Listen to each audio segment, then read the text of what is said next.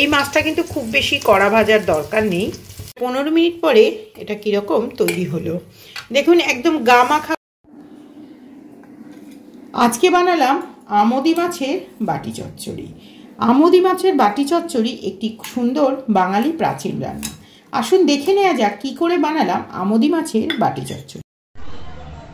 নমস্কার, আমি পারমিতা, আপনারা দেখছেন পারমিতার পাকঘর। প্রথমে দিয়ে দেওয়া হচ্ছে রসুন, মিশিয়ে নিচ্ছি টমেটো।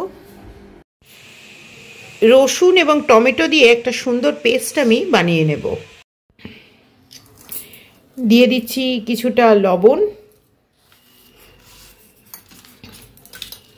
আর দিয়ে দিচ্ছি কিছুটা হলুদ। হলুদ এবং লবণ দিয়ে এখানে আজকে বানাচ্ছি আমি, যেহেতু আমুদি মাছের একটা সুন্দর রেসিপি বানাবার জন্য হলুদ এবং লবণ দিয়ে আমি প্রথমে খুব ভালো করে এটা মাখিয়ে নিচ্ছি।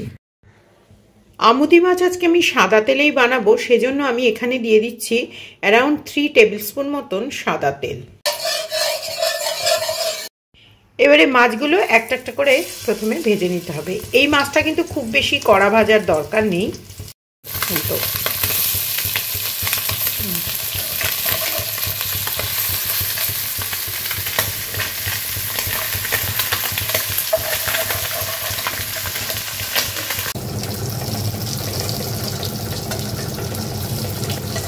মাছগুলো এরকম হালকা ভেজে প্রথমে তুলে রাখতে হবে। খুব লাল ভাজলে আমুদি মাছ কিন্তু শক্ত হয়ে যায়।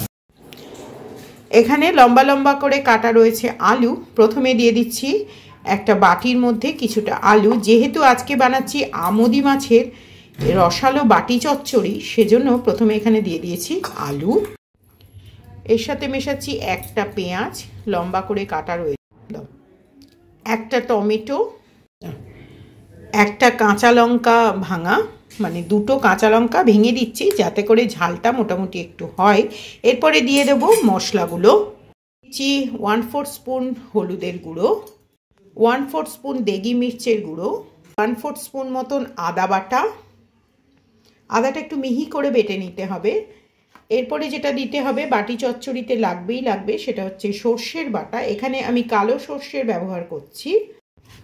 এরপরে দিচ্ছি 1/4 স্পুন মতন কাঁচা লঙ্কার বাটা। কাঁচা লঙ্কার বদলে আপনারা যদি অন্য কোনো গোলমরিচ বা ইত্যাদি বাটা দিতে চান সেটাও দিতে পারেন, কিন্তু সেটা বাঙালি খাবারের কিন্তু অথেন্টিসিটিকে বজায় রাখতে একটু হলেও অসুবিধা হয়। দিয়ে দিচ্ছি 1 চামচ মতন লবণ। আমি এখানে রেগুলার লবণের ইউজ করেছি, আপনারা কোনো রকম বিট সল্টের ইউজ করতে চাইলে ইউজ করতে। এবারে আমি এই যে টমেটো এবং রসুন বেটে রাখলাম সেই পেস্টটা দিয়ে দিচ্ছি। এই খাবারটিতে কিন্তু কোনো রকমের জলের ব্যবহার করা যাবে না, তাহলে কিন্তু এটা একেবারেই স্বাদটা বদলে যাবে। এবারে এটাকে আমি তেল দিয়ে মাখছি। তেল দিয়ে মাখার জন্য কিন্তু সর্ষের তেলের ব্যবহার করছি। যেহেতু এটা একেবারেই বাঙালি পুরনো হেসেলের রান্না, সেজন্য এখানে সর্ষের তেলের আমি ব্যবহার করছি। এবারে সমস্তটা খুব ভালো করে হাতে মেখে বসাতে হবে। এই হাতে মেখে বসিয়ে হাতের যে স্বাদটা, সেটাই কিন্তু এই রেসিপিটির একটি বৈশিষ্ট্য। এবারে এই অবস্থাতে আমি কড়াটা পুরো বসিয়ে দিলাম। এটাই একটা বাটির মতন ব্যবহার করছি, যেহেতু এটা বাটি চচ্চড়ি। এবং এর উপরে যে মাছগুলো ভাজলাম সেই মাছগুলো এক এক করে দিয়ে দেব, সমস্ত মাছগুলো। এটা আমুদি মাছ দিয়ে আমি বানাচ্ছি, কারণ এই বাটি চচ্চড়িটা আমুদি মাছ দিয়েই সবচেয়ে বেশি টেস্টি লাগে, সেজন্য আমি এখানে আমুদি মাছেরই ব্যবহার করলাম। এছাড়াও আপনারা আমুদি মাছের যদি কোনো রকম অন্য রকমের যদি ফ্রাই খেতে চান, সেটাও কিন্তু খুব সুস্বাদু লাগে।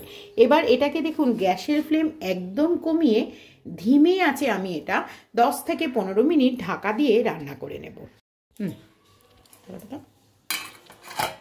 ব্যাস, এবার দেখা যাক প্রায় 15 মিনিট পরে এটা কীরকম তৈরি হলো।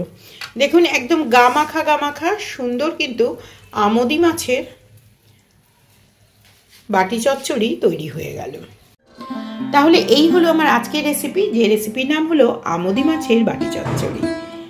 কত সুন্দর একটা রেসিপি। কেমন লাগলো আজকের রেসিপি অবশ্যই আপনারা কমেন্ট করে জানাবেন।